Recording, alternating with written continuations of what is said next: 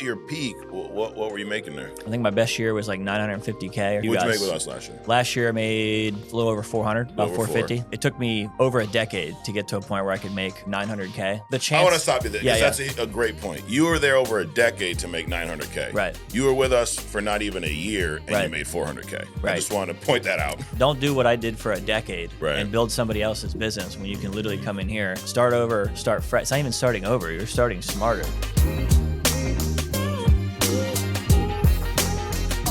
All right, welcome to True Talk. Got a special guest with me today, Michael Lay. How we doing, Michael? Doing great, man. Good to be here. Awesome, dude. Thanks for coming up. You live right down the street almost in Baltimore. Right down the street, good old Baltimore. Is that where you're from originally? Pretty much. Yeah. Yep, Baltimore. Yeah. Now, you've been with us, Michael, for about a year and a half or so. I mean, you started in 24, but that was late in the year. Right. But last year, I want to talk about your numbers from last year. Your first full year with us, you sold $416,000. Never sold life insurance before, right? Never. Been in sales, though. Been in sales. How long you been in sales for? Since 2012. So it was, 22, 23, coming out of college. So about 14 years now. or so. Yeah, with insurance. And that was right out of college? Right out of college. Yeah. What'd you go to college for? Went to school for marketing. Yeah. At Towson University. Okay. But you don't go there. It was a party school. We went there for partying. Okay. Yeah, You went there to party and learned a little bit of marketing. Yeah, I got the degree in partying, and then marketing was the okay. Marketing was your side hustle. Exactly. Yeah. And then, so you jumped right into this sales deal. You were selling, was it Verizon? We were selling Verizon. Yeah, the guy who was here yesterday was in Verizon. He was selling cell phones, though. You were selling like the Fios. We actually did cell phones towards the end. Okay. They let us go door to door doing phones. Yeah. But yeah, we were doing door to door for actually Verizon, AT&T, a bunch of other companies. Got it. We were like a vendor that would supply these companies, Fortune 500 companies, marketing, and we would do their door to door for them. Retail sales. We did some retail, some business, B2B. Yeah. But mostly door to door. Got it. How'd you even, why were you attracted to that business? How did you even find that? Yeah, so I was like a recruit. So like I came out of college, a friend of mine was getting into it. And like he was like, hey, they got this opportunity. You can get in sales. Then eventually you can move your way up into like a manager or whatever. You can run your own business, so to speak. And so I was like, all right, that sounds cool. Got it. And I was actually, what got me into it was like the guy who recruited me. He's a good friend of mine. He's actually at my wedding. His name's Rob. Okay. And he was so bad. I mean, I know when he was saying that he was good, I'm like, all right, if you can do this, I know I'm going to crush. Damn. I hate to say it, but I was just like, if this guy can sell some stuff, I'll be fine. Yeah. And I came in and I did, I just did pretty good at it. Came naturally to me, I guess. And you had no sales experience before that? No sales experience. I mean, I would always I was like a flipper. I've always been like entrepreneur, like flipping shoes or flipping different stuff, like eBay, online stuff, taking my parents' stuff, putting it on eBay, flipping it. There you go, steal it from your parents, steal it from my parents, flip it, So just whatever I could, I was always just kind of like entrepreneurial mindset, I guess you could say. I didn't know that was entrepreneurship at the time. I was just you're like, trying to make a buck. Trying to make some money. Yeah. So you get into this business, you're selling for years, and I mean, you build up a pretty good network of people there, right? Yeah. Like you built a team. Yeah. I mean, it's you mentioned you kind of compared it to another insurance company, but it's structured where you're bringing in people, they're making sales, you're making overrides, whole deal. Yeah, I mean, there's probably 15, 20,000 people in that business, and I was the MVP back-to-back years in 2016 and 2017. Got it. So yeah, I mean, not to toot my horn, but I was, probably one of the best. Yeah, I was probably, I was one of the best guys there. Now, at your peak, what were you making there? At peak, I was making right under $1 million. So I think my best year was like 950K or something like that I made in income. Yeah. So, I was doing pretty good. So if I'm watching this, I'm like, well, okay, you're making $1 million at this other company. Yep. What the hell are you doing here? Yeah, I mean, like last year, I didn't make anything close to that yet. With us. With you What'd guys. You make with us last year? Last year I made, with everything, like a little over 400, about 450. Okay. Yeah, was what the tax return said. So got it. Not bad. But good. I mean, I kind of knew that going into it. Like, it took me over a decade to get to a point where I could make, 900K. So the chance. I want to stop you there because that's a great point. You were there over a decade to make 900K. Right. You were with us for not even a year and you made 400K. Right. I just wanted to point that out. That's a good observation. That's exactly right, man. That's literally what I just, because the runway just made so much sense. Yeah. And we'll get into like how I got in, how I started all that stuff. But yeah, I'd seen the people that I had met in this business. I'm like, no offense, but if they can do it, kind of similar how I felt with the last business. I'm like, all right, if this girl can do it, which we'll talk about Kate. Yes. Love Kate. But I'm like, if she can do this, and she was a nurse before this, and I already had built a business, sales team, etc. Right. I like my chances that I can build something big with this. Yeah. And dude, I don't think there's anything wrong with that. I always say this jokingly. I always mess with Andrew Taylor. One of the reasons I'm sitting here today is at a different company. I went to an event when I was in my early 20s. Mm-hmm. I saw Andrew Taylor on stage. He was 21 years old. And they were like, this kid made 6 figures with us last year. And his job before this was bagging groceries. Bagging groceries. And he said like 2 words. Andrew didn't speak like he does today. This was 21-year-old Andrew who said like 2 words and didn't know what to say after that. And I'm like, holy shit, that kid made $100K last year. I know, that story is wild. It's insane. I sort of like, I thought at first I didn't believe it. Yeah. To be honest with you guys, when you said like he bagged groceries, I'm like, there's just he had to have a little bit of a buffer in between those 2 jobs. No. But then it's like, no, he went right. I'm like, dang, that's crazy. That is crazy. So you're at this, you're selling, now this is door-to-door sales. Door-to-door, yeah. Yep. And you were selling Fios for most of it? Yeah, Fios. Yeah. We did like some home remodeling, like lead generation for a home remodeling company called Power Home Remodeling. Got it. So we do lead generation for them and stuff like that, door-to-door. Yeah. And then we got into Verizon about a year into my door-to-door career. Okay. Started selling for them. How many agents or whatever you guys called them, their agents, how many agents did you have in your downline that year you made $900K? And it's kind of similar, like this model that we're in now. It's like similar in some ways to where like you can hire, train, build. Mm-hmm. You have locations. You have like other managers on your team and stuff. So when I left, I had opened up. We had 40 some locations. I had 40 managers direct to me, and our agency and our team almost 500, about 450 reps. Wow, was our peak. Yeah. You ever think about right now if you had 5, or how about when you get 500 agents here, how much you're gonna make? It ain't gonna be 900K. So I'll tell you that. Yeah, I mean, we kind of did like just to mess around math. Mm-hmm. It actually bothered me in the beginning because I'm just like, damn, man, like just to feel like you built something that like didn't have that. Sure. To know what it would have been here. Because I mean, I see some of these guys that have got 500 agents on their team. Mm-hmm. They ain't making 900K a year. They're making making 900K a month almost. They're maybe not that. Definitely a couple million. Yeah, definitely a couple million. So I'm like, it's just a matter of time. I mean, we'll get there. Absolutely. And that's what I would say to anybody that's like feels like they're starting over. It's like, I tell guys all the time, like I'll be recruiting people and I'm telling them about this, and they're like, yeah, I don't know, I just don't want to. I'm like, dude, like I literally took a risk. No offense, bro, but like I had a bigger team than you did, and I took the risk. You're over here with a smaller team. Yeah, you got people with nothing to lose. Nothing to lose. Bro, I'm like, bro, that's a good spot to be in, right? I'm telling you, don't do what I did for a decade and build somebody else's business when you can literally come in here, start over, start fresh. It's not even starting over. You're starting smarter. You're going to make money from the jump. It's not like you're going to like bag groceries for the first year. It's not like that entry level thing. People think it's like entry level when you start. Like this is even the sales part with this is an entry level. This is still like the sales part is like it's a promotion. Like there's guys in the sales part that make more money than regional managers in our other business there. So like there's no shame in selling. But if you took Steve Giordano's forget about his overrides, just his personal sales, he makes more than most agencies. I mean, that's what I have to get good at pack. That's exactly what I want to pack. Like if people just understood that, like you can write business and make more money than people with massive teams in corporate America or whatever job, or even agencies here, I'm sure. Absolutely. Like it's crazy. So let's talk about how you joined us. It's a very interesting story. So you we had an Ignite conference in Las Vegas. Yep. You were in Las Vegas, not for the Ignite conference. What were you in Vegas for? Yeah, so that was 2 summers ago. Yeah. And I was there with I went to a Ryan Pineda one-on-one event. Okay. And I was gonna try to team up with him and learn the wholesale real estate game. So you were looking for another business option at this point. Yeah, I'm looking for other. I just knew that my time was limited. Okay. I was just because I was ruffling the feathers of these guys. I was doing some stuff like that doesn't sound weird to you, or anybody, but like for example, like the old business I was in, I remember I decided we were going to start a Bible study in our office, right? Okay. Which like whatever, it's your office. Exactly. Yeah. What I thought was my business, right? Yeah. I get an email from the guy who runs the whole thing and a call, and he's just like, "What are you doing?" You know, I mean, you would have thought I was passing out like dime bags to the crew. You know what I mean? Like, I'm like, what are we talking about right now? So like that was probably like strike one where I realized like, okay. Wait, so he told you what? You couldn't have a Bible study? Yeah, they were like, we're gonna have to let Verizon know, and the corporate, like, you can't be doing that kind of stuff. And I'm like, and you weren't an employee, you were independent contractor. I was an independent contractor. Oh my God. I'm running an S corp, like it's my company. Yeah. But it's just, that was just, just to give an example, that's the type, they tell you when you go on stage, don't thank God, don't talk about God, don't talk politics, religion, nothing. Like it's very, I don't know the way, some people would call it a cult or something, like business it's cult. cultish, yeah. Cultish, you know what I mean? So that was like flagged. So I was planning my exit for a while. I was trying to get into anything. Like, all right, what can I do?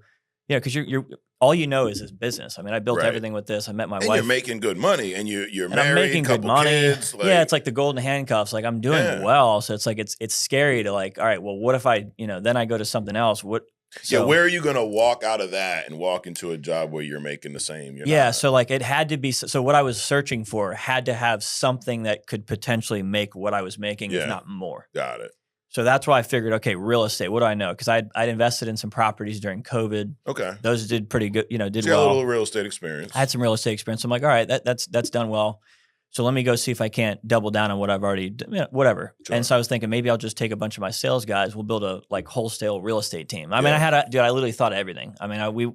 Everything you can think of. I signed up for all the stuff, bought a bunch of mentorship courses. I spent. So you were really moving into real estate at this point. I was going to move into real estate. Yeah. I was buying all the courses and stuff. Going out to Vegas, it was a one-on-one with this guy? Yeah, I was going to go there and we was going to run me the play. There's a couple other people in the mastermind. It was like 15 people, but it was going to be like $30,000, I think. Yeah. So I went out there for $30,000. So you spent $30,000, went to Vegas. Spent $30,000 to Vegas to go meet this guy. Talk to me about how you had a guy recording content for you? I had a guy recording content, Jamar. That's my guy now. Shout out to Jamar. Shout out to Jamar. Yeah, he does. And I know he shoots content for Steve. And a bunch of, so he's shooting for Kate. Okay. At the Ignite conference. And you had no idea who Caitlin was? No idea who Caitlin was. Okay. And he's shooting for me at this Vegas thing because we're doing some content. I'm trying to build. That was one thing I was like, all right, shout out to Jamar again. He's like, you should build your brand. That'll help you with your exit strategy. Sure, yeah. So that actually, lo and behold, was a big part of like how I was able to like get out of that and into something else because of the marketing. So was the marketing a new thing for you? Like that was a new thing. The content creation. I was not like I had like 300 followers on my Instagram. Like never looked at it. And then he's like, dude, you got to like work on this. Okay. You got some good stuff. Like let's cook. So you're in Vegas. You're going to the seminar. Jamar's there. Y'all are creating content. Caitlin's there. How did you guys connect? Yeah. So it's like we got connected. They were post Ignite. They were going to this. The place is called Pop Stroke. It's just like you don't call it putt, but that's okay. But it's mini golf. Yeah, mini golf. So we go to this place. Yeah, it's like an adult mini golf putt place, right? So we go there, and I'm like, Jamar goes, "Hey, this girl that she wants to meet you.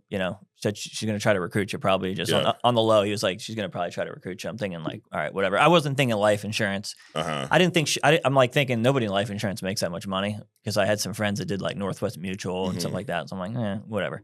Yeah. We go to that event.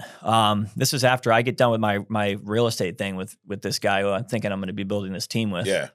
Yeah. So leaving that, how'd you feel? Did you feel like it was worth it? I'm going to be building a team here. I was like, it didn't feel. It was like I'll do it. Like my mindset is like I'll put me in anything. I'm going to figure it out. Like I don't even if I'm like whatever it is, I'm going to be successful. I've just always had that belief in myself. Like I'll figure it out.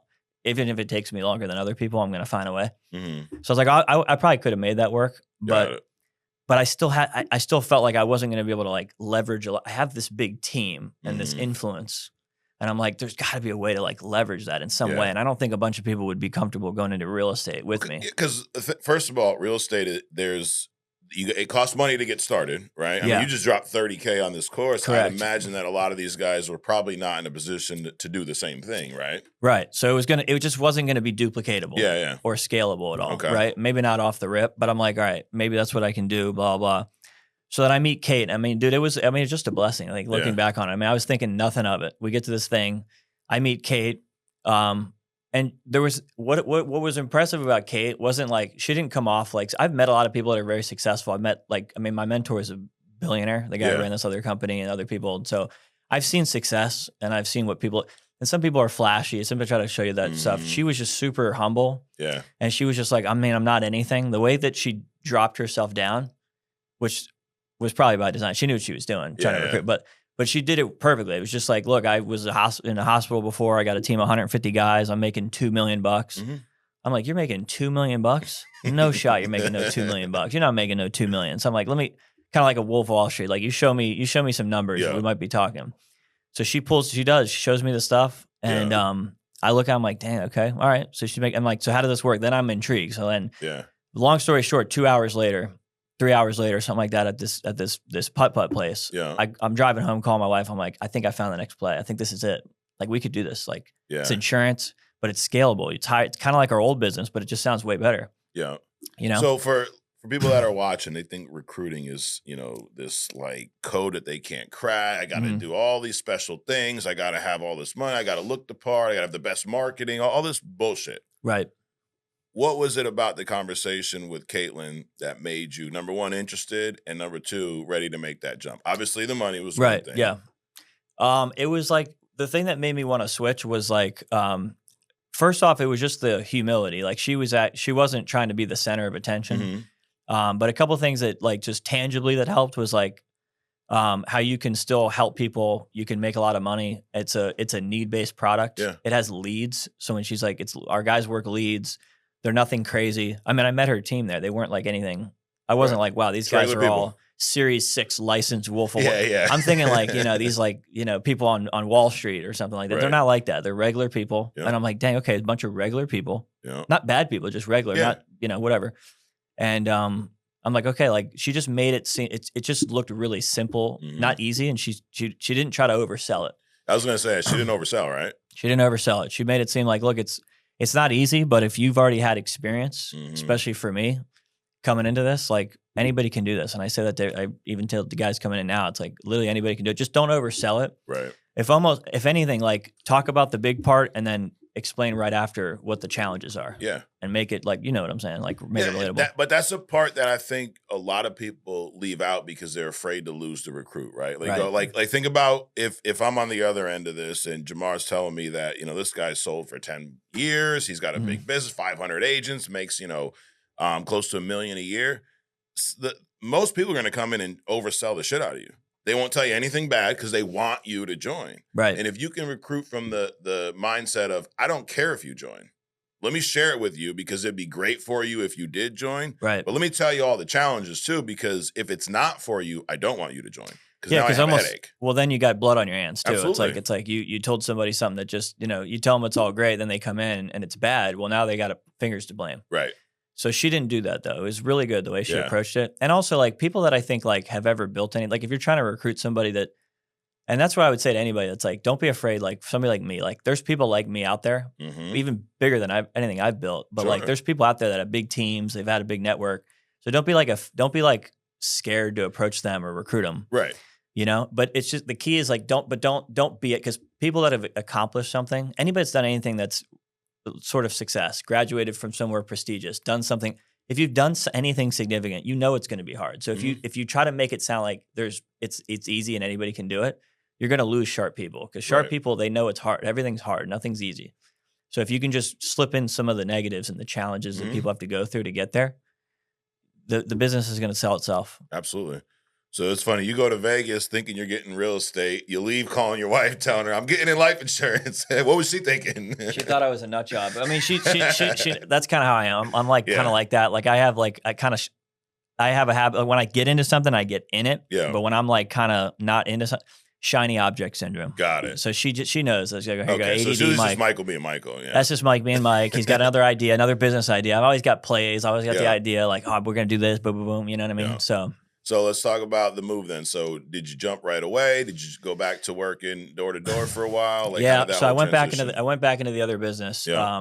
I tried to like, I was like this like excitement. I was like excited again. I got that like fire that I had. Did you get licensed right away?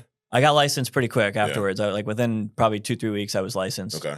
And then I went back and I tried to like, all right. It was just hard to keep it a secret because I'm like, man, this is like, I'm sending guys out door to door, and I'm like, man, we got this thing. There's this. Guys are making like, $600, $700, $800 a policy, maybe more. Yeah. And I'm like, man, we got guys out there making $100, $150 on a commission play for Verizon Fios. I'm like, man, I got to get these people in this thing. So I couldn't keep it contained. One thing I wish I would have done, maybe not, everything happens for a reason. I just couldn't keep it a secret. Yeah. So I just started telling people, and I just started being like, all right, dude, I got this play. I was like pulling up managers and being like, yo, I got this thing. And I still know for a fact that anybody who's watching from my old company, like if you could see what I saw, you'd feel how I felt. Right. And it's like that kind of thing.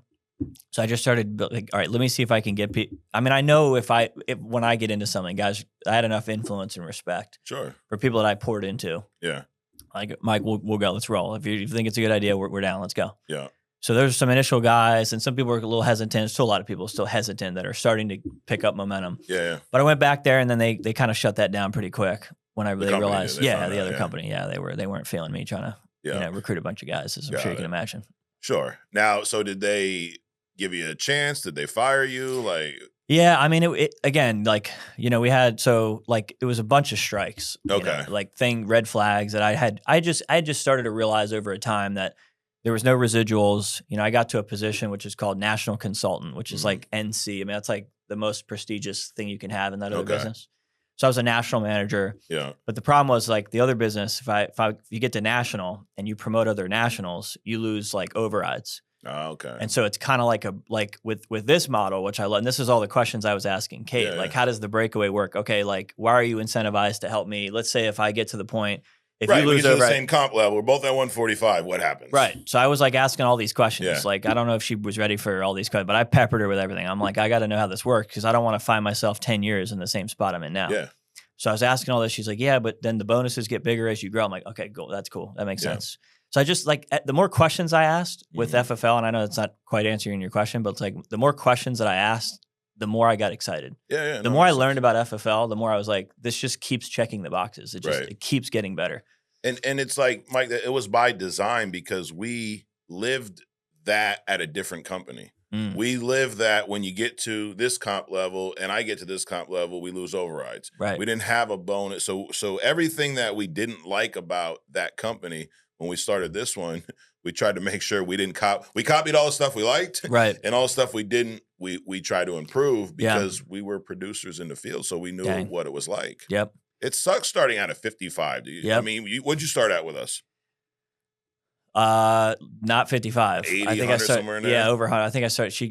Kate hooked me up. Yeah, okay. Kate hooked me up. But yeah, imagine starting at 55, making half of what you like. Yeah, I mean, I hear those stories. It's like it's crazy. So I guess in a way, it's like it makes. Yeah, I mean, that's how I felt. It was like being at a captive insurance. From what I know now, I guess the captive insurance models are similar. Felt like it. Yeah.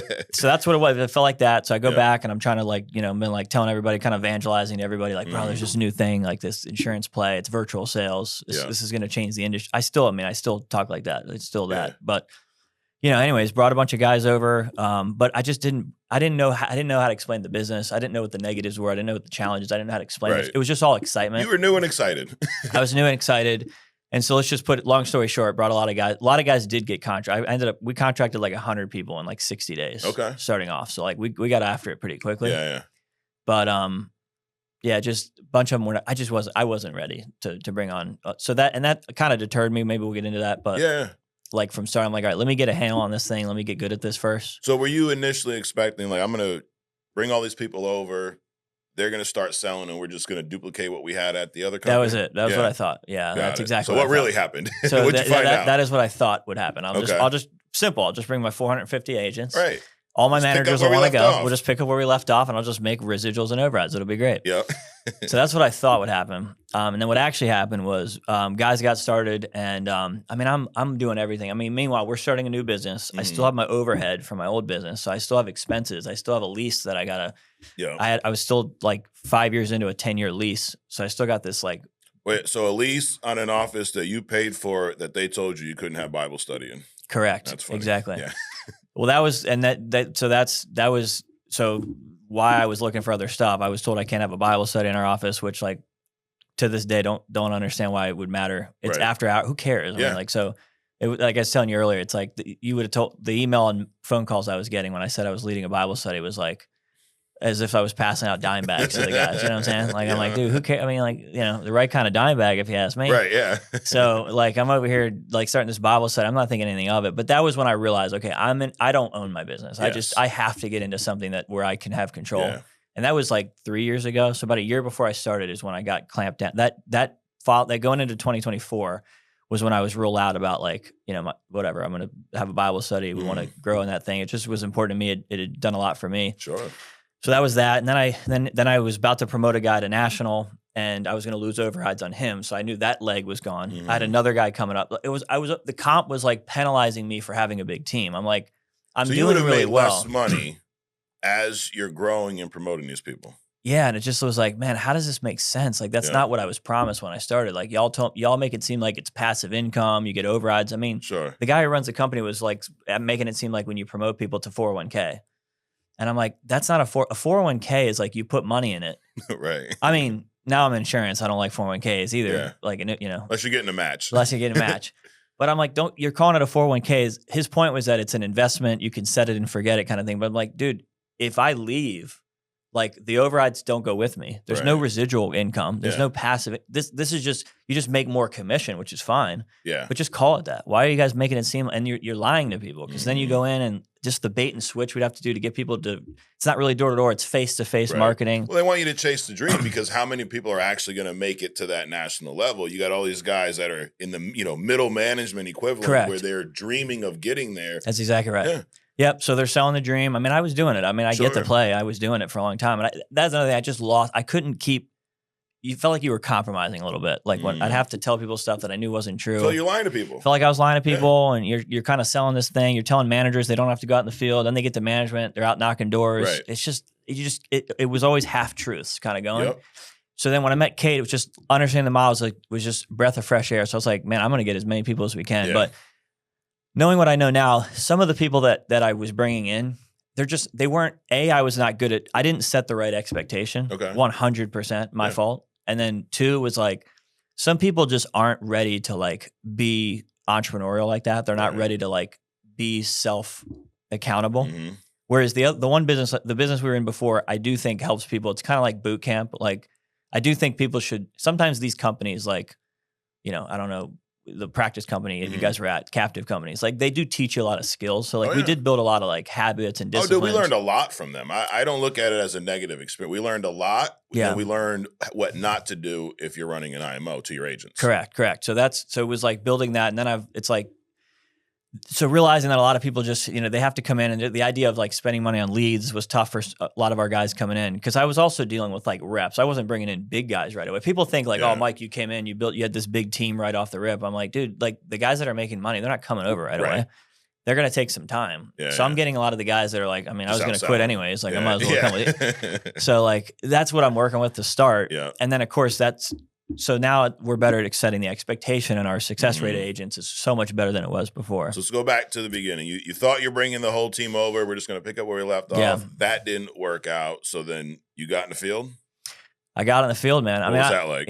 It was, so that's, you asked me earlier, like what was the hardest part of kind of transition? Was the sales hard? The sales was never really hard. Okay. Because I mean, I had the experience of sales, but I hadn't like sold anything in like 10 years. I mean, I was like the man in my last business. Yeah. And here I am like in the field, like not ripping bronze leads. You know what I mean? But I was like, ego me was like, we did door to door. We'll come in here. We'll crush this. These guys don't know nothing about like, hitting the phones. We'll just crush bronze leads and see what happens. And we did. I mean, we did okay, but that was the most humbling part. I think it was just the reality of like, wow, like I was this guy. Like, how does this happen? Like, you can imagine all these feelings. And then the insecurity of like, man, what if I'm only successful because what if that other company's right? I remember the one of the guys had said to me, which is the weirdest thing ever to say to somebody, was like, I don't see you, if you ever left this business, being anything more than you could have built. Like, who says that to somebody? Yeah, well, someone that wants to keep you there. Somebody wants to keep you there. So that was like stuff they were saying was like, I don't see you ever building. I mean, you have like a team now, but I don't see you ever. They plant that doubt. So did that kind of? I guess doubt was starting to come up. So when I was hitting the field, I'm on the phones every day, and I'm sitting there with my guys. We're all trying to figure this thing out. And we suck. Yeah. Something awful in the insurance game. We weren't good to start. Yeah.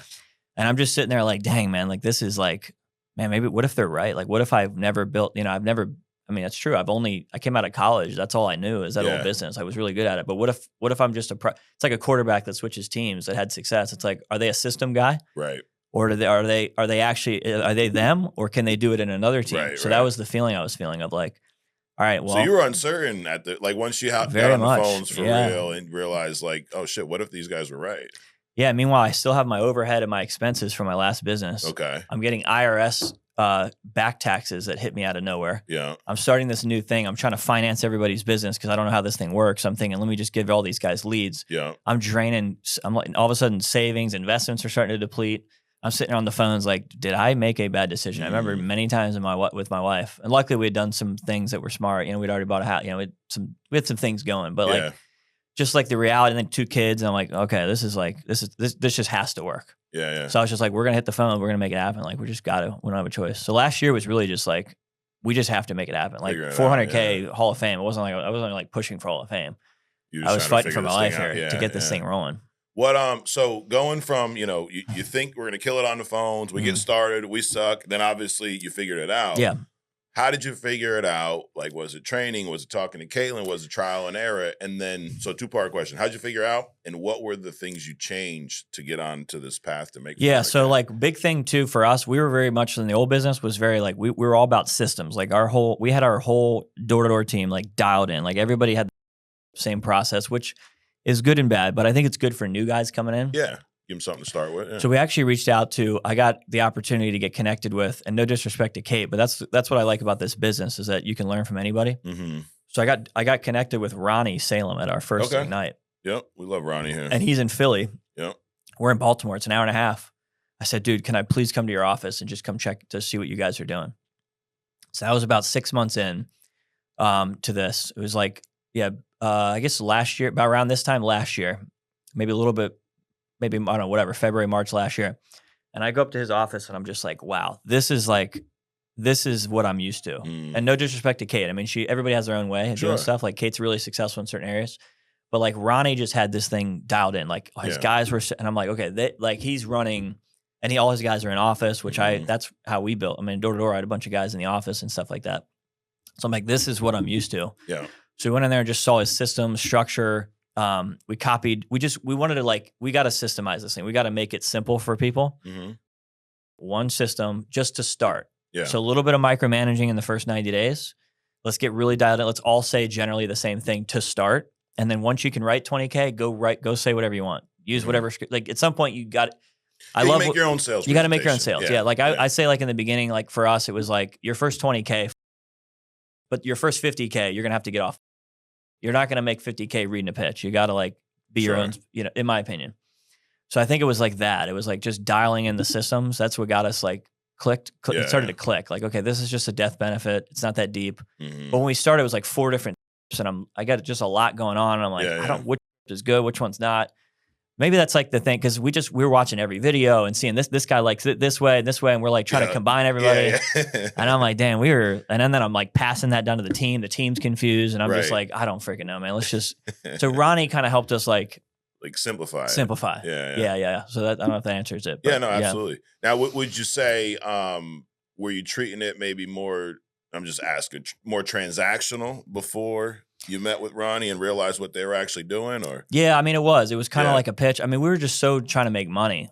Yeah. And I think Ronnie made it like, okay, we're selling life insurance. And like, you got to build a why and pain points. And like, you got to dig into these questions. So you weren't doing that in the beginning? No. And we were also kind of like, I hate to say it, we were kind of like, like approvals. Because we weren't good at selling. And so we're just like, all right, we're going to get you approved, that kind of thing. Yeah. You realize that doesn't. You learn real quick that your placement persistence will be screwed. Nah, if you do that. Don't do that. Don't do that. Yeah. So Ronnie's like, nah, you can't. So like, it was just stuff like that. You know what I mean? And we weren't trying to be dishonest. We just didn't. We didn't know what the heck we were doing. And that's very normal. Like, especially people coming from door-to-door sales. You see it a lot in the car business. I mean, if you're selling door-to-door, you're coming to sell me Verizon files. Odds are I got internet already. Correct. If I don't get the files, does it really impact me that much? I mean, okay, you could save a little bit, maybe get a better speed. I know y'all have all your pitches, but it's not life-changing if I don't buy that product. Correct. And we also didn't have chargebacks in the last business. So we're like, we're there, like, we're closing. Like, we're there to, like, close. We're hunting. We're hunting. We don't care. You don't give a shit. We don't care. Like, but once we sign the deal, I mean, like, we care, obviously, but, like, that's the mentality of the average sales rep. Like, they're just making their deal and move on. Doesn't matter. Just get them to sign up, get them to switch their provider to Verizon and move on. With this, though, you can't, we know that. You can't, that's the opposite. And I think I've been doing this for years, Mike. I've not talked to someone who was in sales prior to this that didn't have a similar struggle. And it always comes down to the fact that life insurance is a completely different sale. I don't care if you sold for 30 years or were the best wherever you were at. You're going to have to change some things because of the fact of the product we sell. First of all, it's not even a product. There's nothing tangible, right? It's a code you get that ties you to a company that says if you die, we'll pay this to your beneficiary. You're selling air, basically. You're selling air. I got to be able to paint that picture to you, get that through to you to let you know how valuable this is. But that means, number one, you got to actually believe it is. Yeah. You can't bullshit that. Right. Yeah. Somebody said the other day at our lock-in, and it's so true. Like, not from like a religious standpoint, but this is a faith-based business. Like, you have to believe in what you're doing. You got to believe in yourself. You got to believe in the product. You got to believe that it's going to help somebody. Yep. You got to have faith and believe that it's going to serve its purpose. And the client's got to believe in us. Yeah. That we're going to be there for them, because, like, I mean, it's so true. It's like it literally is air. I mean, they're buying something that it's one of the few things you're going to buy that you're never going to see in your lifetime. Right.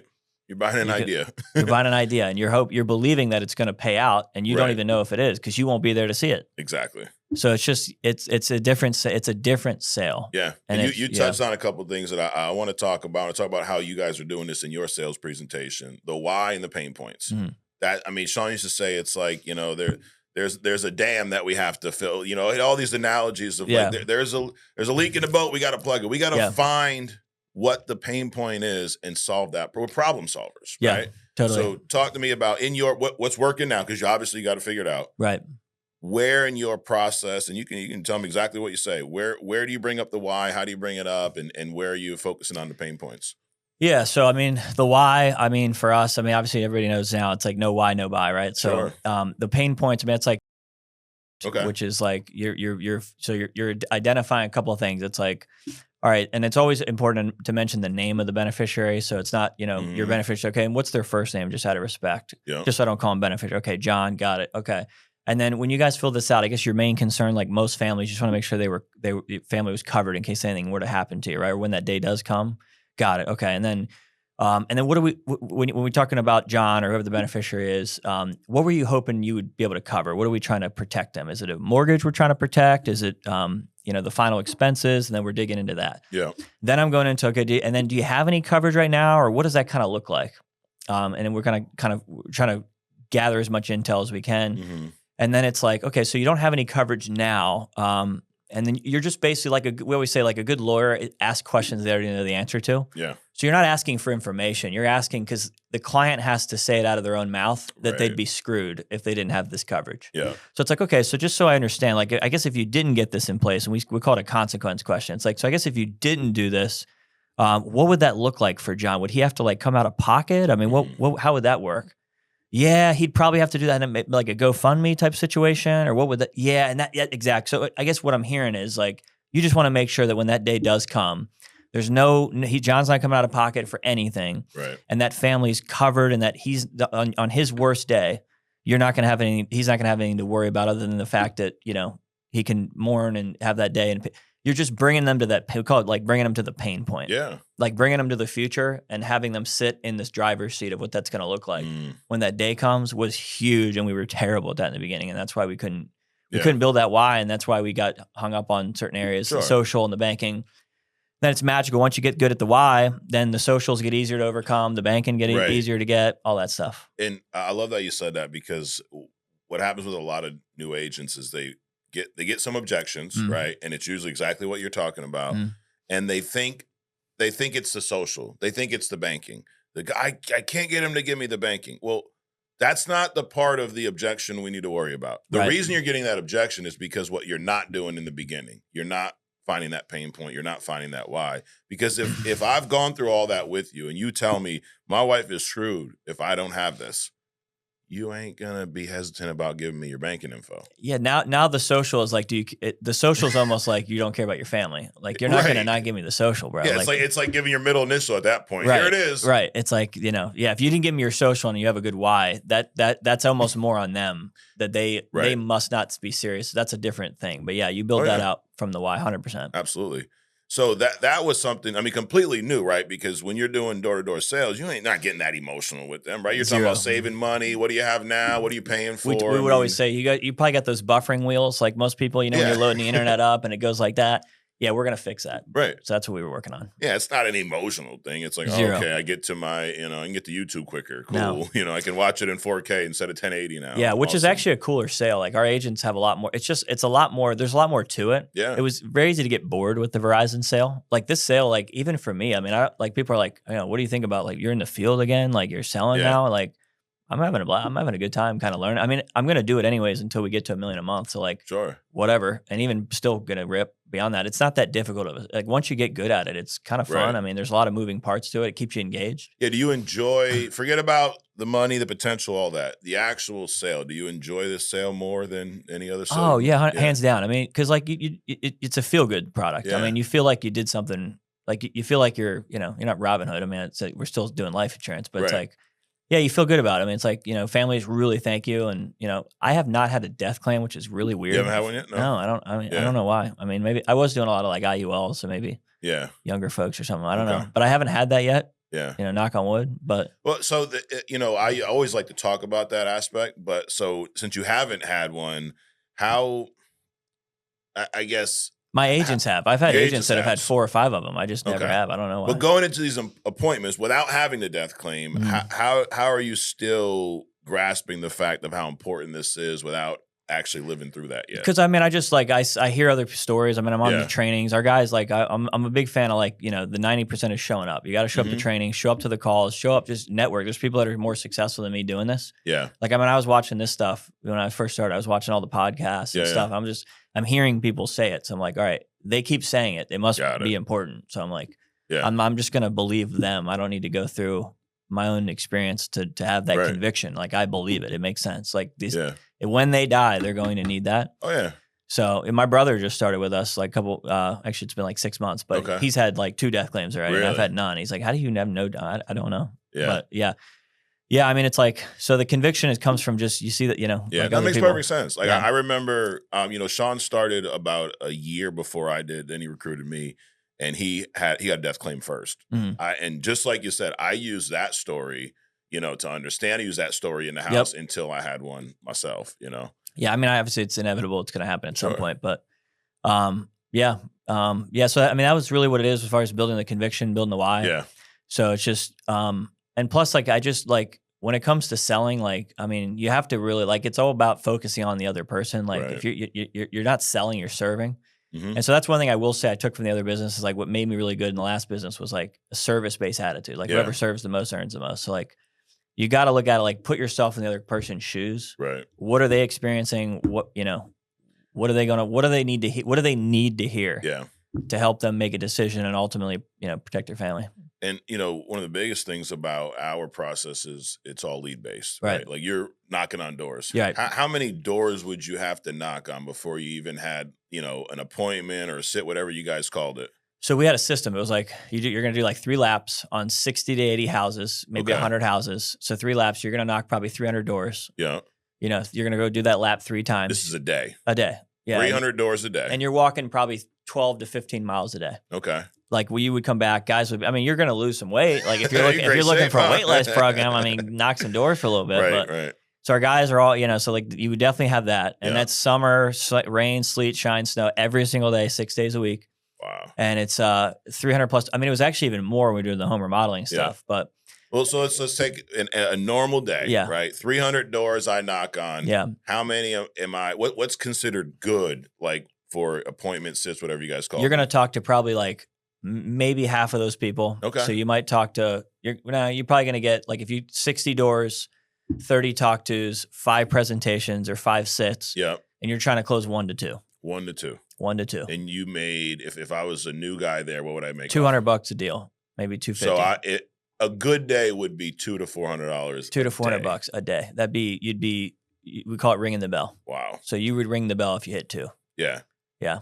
That's crazy. Crazy. So that's why I was just like, man, if these door-to-door guys can see the agency leaders, the builders that, the other managers that were doing this, man, if they could just see the vision of like, bro, bring your team over to this, even if, and the other thing too is to make the kind of money we had to make, you needed a lot of agents to make that kind of money because you're hitting a lot of singles, whereas this is like triples and home runs. Yeah. And if you're doing an annuity, probably a grand slam. Like, you're just hitting bigger deals. And so you don't need as many guys or as many opportunities to make that kind of money. Yeah. So with us, it's a volume game. It was a hardcore, which this is a volume too, but but different. Yeah. I mean, so 60 houses, 3 laps, you're talking to 30 people, 5 presentations, 1 or 2 deals. So that's what you used to do. Right. Now it's all telesales. It's all lead based. What type of leads are you buying predominantly? We start our agents off at final expense just because that's, I mean, bread and butter, get them started, learn that game. And then, web leads, social media. Yeah, social media. So all, Facebook leads, Facebook, Meta, all that stuff. Yeah. You create them yourself or you get them through a vendor? We get them through a vendor. Got it. So we use, goat leads. We use the ILC still. I know guys are like, use ILC. Oh, there's plenty of great leads in there. The best thing about ILC is they're all compliant too. That's a good every point. Once in a while you get to go, I got this great lead source. They do this, they do that. They get all this information. Like, okay, where are they based? Oh, somewhere overseas. You're gonna end up with some TCPA violations, dude. Makes sense. And that we haven't experienced that. This is all stuff we're learning still. Yep. Like I didn't even know that was like you could get in with lead. We just thought every lead vendor is like compliant, but I guess that's not the case. No, not all of them. That's crazy. Yeah, because then what happens is they pin it on the big company, right? Oh, the DOI, they don't want to go after the company over in the Philippines. They want to go after us, because you guys are a $1 billion company, right? Of course. Dang, that's crazy. So, so that's why we get our messages. Andrew Taylor will be like, all right, guys, if there's a certain thing. Yeah, don't mess around with that. If Andrew tells you stop using the vendor, I don't care how good it is. It ain't worth it. It's not worth it. Yeah. So you start out predominantly final expense. Yep. And for you last year, 14,000. What were you buying? What were you spending on leads weekly? What was your lead spend? Yeah, so it's final expense. And then I got into like IULs too. So I've been doing more IULs and stuff like that. Still social media. Still social media. Yep. So buying leads, I mean, for the most part, like beginning of last year, I was probably spending like $1,200, $1,500 a week. Okay. And now I'm spending, no less than $2,000 a week. In leads. Is that all for you, or are you buying some for agents? Some for agents too, but actually, I probably spend more like $3,500 a week on leads. Maybe $4,000 weeks. Got it. I'd have to look. It fluctuates. In there, but $1,500 to $2,000 going for my own stuff. Yeah, I've scaled back a little bit because I'm focusing on like building a team too. Yeah. I mean, scaled back. I'm still trying to write 30, 40K a month, like every month, just to make sure I'm keeping Hall of Fame standard kind of thing. Absolutely. Now, walk me through your weekly schedule because you're doing both. You're selling and recruiting. Yeah. We don't hear this as much anymore, but back in the day, we used to hear, I can't sell while I'm recruiting. I can't recruit while I'm taking time off from one to do this. It's like, dude, what do you mean? No, yeah. So walk me through your schedule, what you're doing, Monday through whatever. So actually, let me start with what I did wrong because I think that's important. Yeah. So I was trying to do like both because I'm like, I guess I'm just so used. That was what I was doing for the last 10 years was managing. I mean, I hadn't, I wasn't full-time selling in the field. Yeah. Even the door-to-door thing since 2012, 2013. Right. From 2014 to 2024. I was a manager. I was running teams. I was the guy orchestrating everything, air traffic controller kind of thing. Yeah. So I get into this and I'm selling again. And so I'm still trying to sell and build. And so I'm just I'm not even good at it. Like I'm trying to do both and I'm struggling. And then my builders were coming in, my guys coming in, they were doing that and nobody was really and then I was like, all right, something's got to change. Like we can't be making excuses that we don't have time to sell because we're building. Right. We just say someone's got to sell the effing insurance. Somebody's got to sell some freaking insurance. So you can build all we want. We ain't going to get anywhere. We're not making any money. Right. So what changed? This is actually like a couple months ago. We had this revelation of thought just after just realizing that I got to do a better job of this. It's like now from like 9 to 7, like that's dial time. So it's just that's when you work. If you want to take recruiting calls, do it after 7 or before 9. So 9 to 7, 9 Monday to 7. Through Friday, Monday through Friday. Saturdays we go 9 to 2, 9 to 3. And then it's like, I mean, I got, so if you got a family, stuff like that, just our thing is like, your first priority is selling insurance, lead from the front. So if you're not writing, like if you're a leader and you're not, if you're not submitting 10K a week, then you should work Saturday, minimum.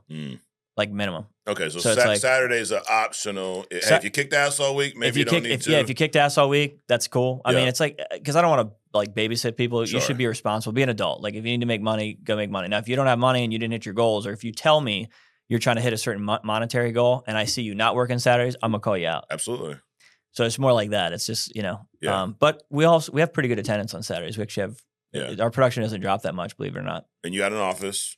So like this is what you talked about. You duplicated from Ronnie. You got your own office. Got my own office. How many agents work out of your office? We're like 15, 20 right now. So we're not there yet, but it's starting to really blow. And this is just like, we started doing I've tried so many different things. The first year I was like, again, shiny object syndrome. I was trying everything. Like I wanted to see what worked. Let's do. You know what? Maybe it's not. Maybe it's not an in-office thing. Maybe it's virtual. Let's try the So we're gonna go. Let's try virtual. I still got this overhead. We'll just put a couple guys.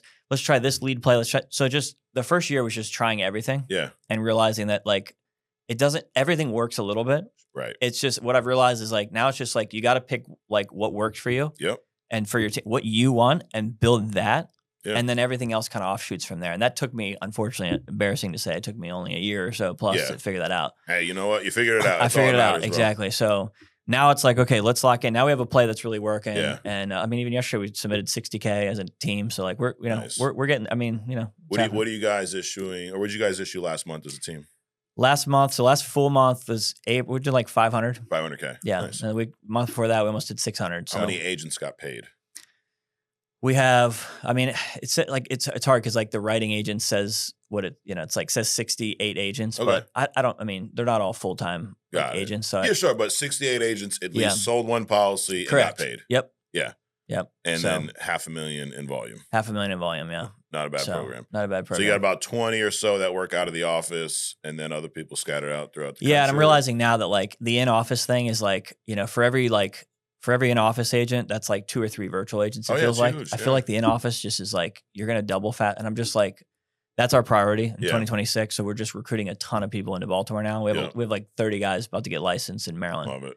So that should be, now, are most of your recruits still coming from like the old company, or what's your recruiting strategy now? So recruiting strategy is like all of it. I mean, the guys in the old company, they think all I'm doing is poaching their guys. But I'm like, guys, come on, you're not the only game your in guys. town. Calm down. I know exactly. Like we're serving them. Trust me, you'll be here too when you realize. But it's right now you don't get it, but you will. But it's like the old business for sure. I mean, that's always going to gain traffic. Plus, the guys that we bring in, they had teams from that. Yeah, that's a never-ending funnel that we're always going to be able to pull from. Mm-hmm. But then, just pest control, anything, servers, bartenders. I mean, I recruited the guy here in Providence. That's he worked at the rental car place. Oh, okay. So he hit me up. He'll be on our. So it's just everybody. Yeah, everybody's getting recruited. So outside of like people you see in public, outside of the old company, are you doing campaigns online, marketing? How are you bringing people in? Yeah. So we do.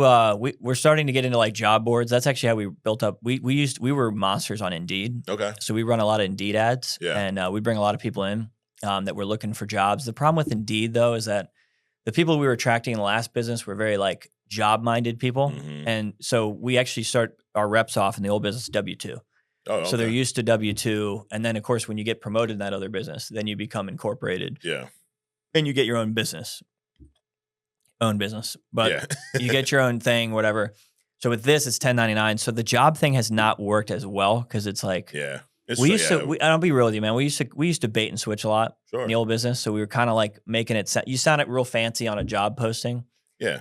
And make it sound like it's a great job, and it's really you basically say it's these Fortune 500, Fortune 500 clients, face-to-face marketing. Like that sounds really, really impressive, right? And then you come in and you explain to them like, it's door to door for this period. You're knocking on 300 doors today.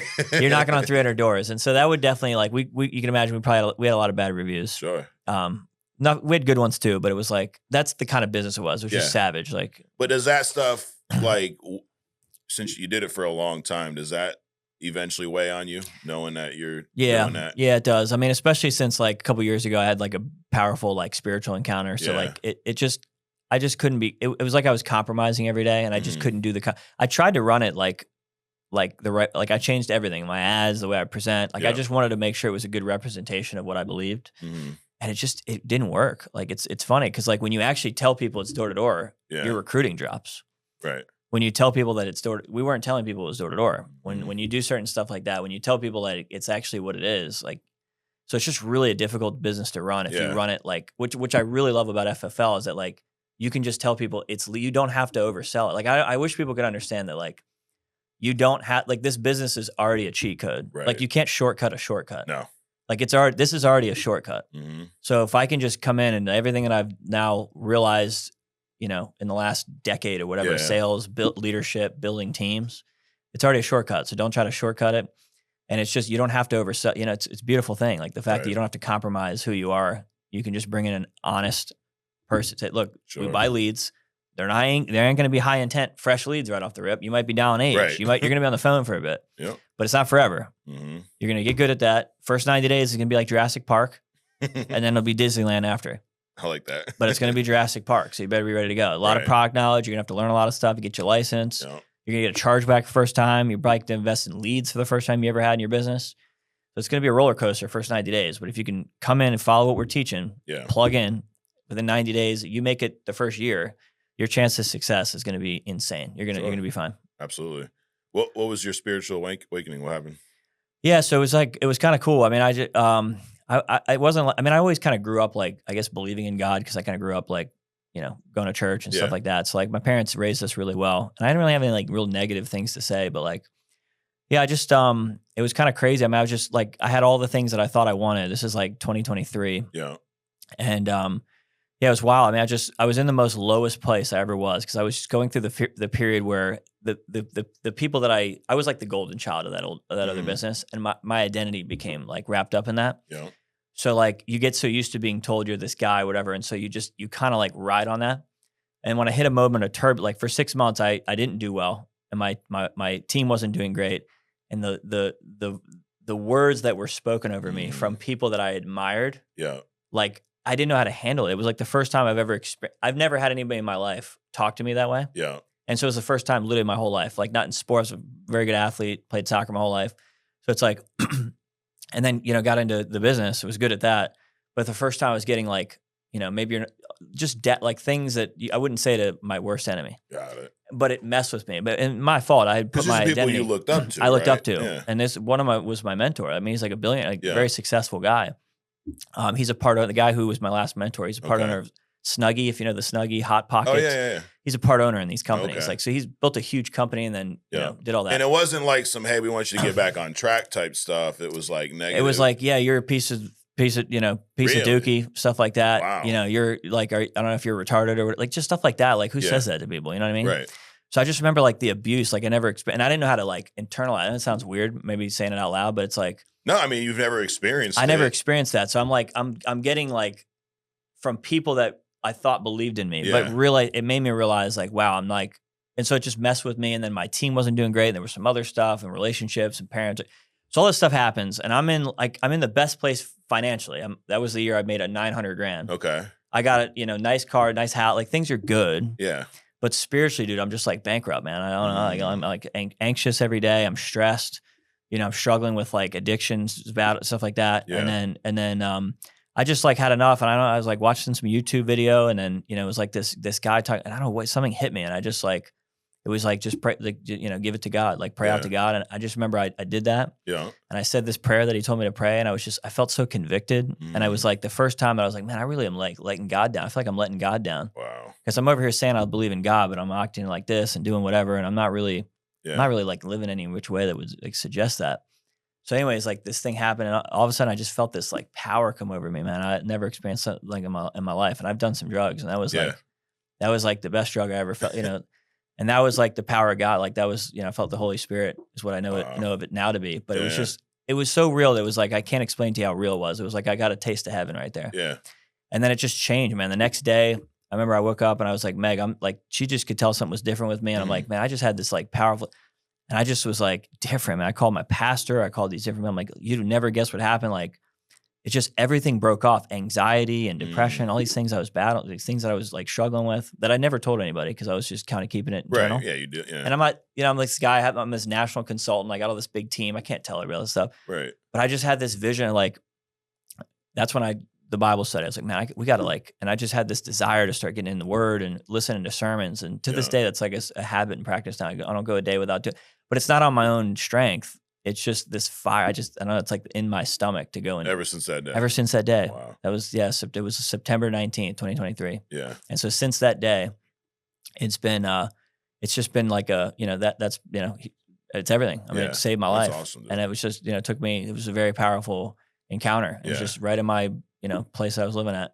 Wow. And so that was that. And so that's where we get this Bible study going in the office, and people are like, people were so hungry for, it's just. Yeah. How did your team, they loved it? They loved it. I mean, that's what I'm saying. The fruits were grabbing me, were there. People were like, because they know how I talk. Like, I'm not like, I don't talk all professional and stuff like that. You know what I mean? I don't talk like the Bible talk. Right. Like I just talk like a human. I still cuss. I got to work on, stuff like that. It's like, whatever. Like I'm just doing me, but like they're seeing like, bro, there's something different about you, bro. Like, what is this? Like, how does this work? Like, so then we're just doing this Bible. I mean, we probably had 40 guys on, within a month starting going to this Bible study. And I'm like fired up about it. I'm like, man, we're going to take this, imagine like business and Bible. Right. And we're going to take this whole thing. We're going to teach people about, the love of God. Yeah. And we're going to like, like people need this stuff because my identity was wrapped in business and sales and success. Yeah. And now my identity is like, no. I'm not like earthly possessions. I'm what God says I am. Yeah, so like, no, I'm not gonna like that'll never happen again where I put my identity in the bit. Like this is just a game we're playing the business. It helps people, but this isn't our identity. This is just a mission field. Right. And prior to that, it was your identity. It was my identity, 100%. Yeah, I was limited by the identity. Yeah. So if we had a good, if we were doing well, I was good. If we were doing bad, I was down bad. Right. And now it's like I'm detached from that. It's not me. Yeah. It's just this thing we do. So if we do good, great. It's team credit. Yeah. If we don't do good, I'm not a bad person. It's just we just got to learn and adjust and make corrections. That's awesome, dude. Well, so that changed a lot, dude. I appreciate that, man. Absolutely. I appreciate that. Yeah, that was big. And what's you talk about being faith-based, like you obviously got a lot of faith in what we do because you made almost $1 million at your peak. Left that. Yeah. Last year made about $400K. Right. So y'all know the math. That's not half. Right. But you believe that you can obtain that here and more, right? When do you think you'll get to that point with us? I think I'll probably do it. I mean, I'd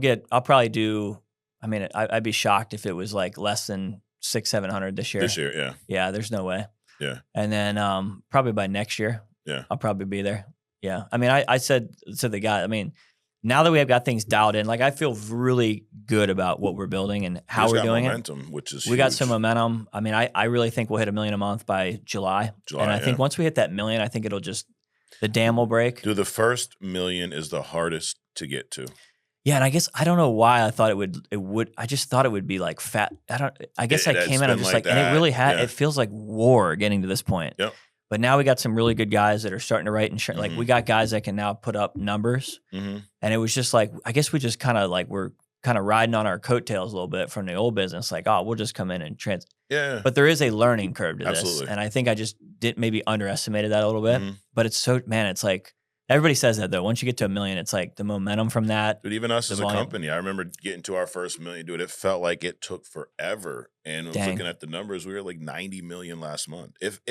For me, it felt harder to get to that first $1 million than it did to get to 100 million a year. And that gives me a lot of like you're not the first person that said that, obviously. It's like that's where I'm like, okay, if this is the hardest that it is, oh man, we're about to take. I mean, it's going to be. Yeah. I mean, not just for us, for the whole business. Absolutely. And we just want to be play our part and give back to the Family First Life, man. Yeah. It's been awesome. Well, you have been, dude. I appreciate everything you guys are doing. I appreciate you taking your time out. I appreciate coming it. up today. Thanks, dude. Yes. I don't take that lightly. Everyone says, "I love to get on the podcast." Yeah, but you're running a business. A day out of the field is a big deal, so I don't take that lightly. Yeah, no, I appreciate that. Thanks for the opportunity to kind of share my story. And I don't know how long we've been going, but yeah, it's. We hit our hour mark, dude. We're I there. appreciate it. Yeah, this absolutely. is great. Thanks, dude. Thanks a lot. 100%. This is great. I mean, you guys have been awesome. Hospital. I mean, it's great. Yeah. You paid for it. You guys hooked it up. I don't know if I can say you guys paid for everything. Yeah, we paid for you to come. Yeah, paid for everything. I'm like, man, you guys, this is first class treatment right here. Yeah. And what I got to say too about FFL that I really respect, and everybody says stuff, and I'm in a business where coming from the business I was at before, you get told a lot of stuff. Everybody talks a big game. Mm-hmm.